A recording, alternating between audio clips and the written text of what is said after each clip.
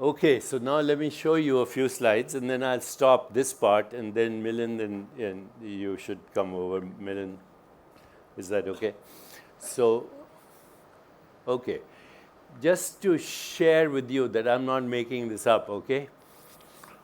Because when somebody pretends to be a spiritual authority, which I'm not, then everybody believes that person. Don't really believe me, please, because I'm, first of all, not a spiritual authority. I'm a medical doctor who happens to be interested in consciousness and how it heals people. But this is a conversation going on right now in the world of science, okay? How humans learn to speak. Now, this is fascinating because up until 40,000 years ago, there were 8 different kinds of humans.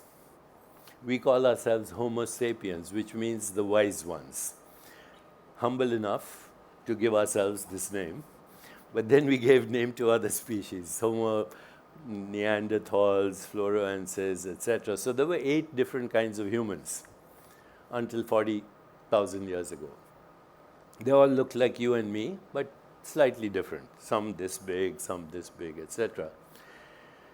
And they all had a language. They all spoke a little bit, but the language was restricted to mating calls, food calls, and danger calls, because that's how we survive. You reproduce, you eat, and you avoid danger. And that's all the language of every other species. Also, the human species had only that language: food, sex, and danger. Then Homo sapiens created a language for what?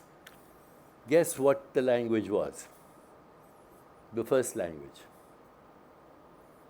Gossip. Okay, so we created a language for gossip, which is basically stories, right? We are the only species on this planet that tells stories. Only species. This is why I'm in the city of storytelling, right? Mumbai, movies, books, etc. Stories have never ended, and gossip has never ended. Because gossip was the beginning of imagination. Who's sleeping with whom? Okay. Who can be trusted? Who can't be trusted? Etc., etc. And with that, we decimated the other species through the power of language, not through guns. This came later. That's another story.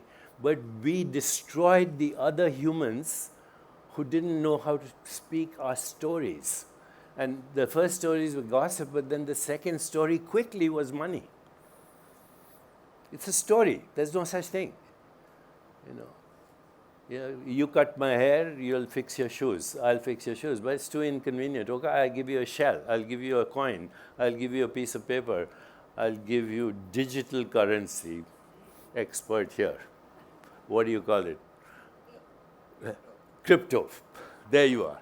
So, it's all a story. We made it up, just like Greenwich Mean Time and latitude and longitude and nation states and races. Everyone comes from Africa. Everyone's genes here are African genes. It doesn't matter where you are. Eskimos, or you're in Sweden with the whitest of skin, you're African. Same genetic pool, different climate, and then ideas and money and Wall Street and nation states and colonialism and wars, it has not ended, except our stories are becoming more vicious and we have modern capacities. And that's the dangerous combination. But this is what created everything. Starting with gossip and money and nation states and colonialism and slavery and racism, all of that is a fictional story. It's a magical lie. It's just ideas based on interpretation of sensations. Okay, I won't go through all this because it'll take forever. But just to share you that this conversation is very big right now. That the two most open questions in science. First is, what is the nature of the universe? What is it made of? And the second is, what's the biological basis of consciousness? And they're both unanswerable for the simple reason they're both wrong questions. The universe is made of nothing. It's made of formlessness. And there's no biological basis of consciousness because biology itself is an interpretation of vrittis in consciousness.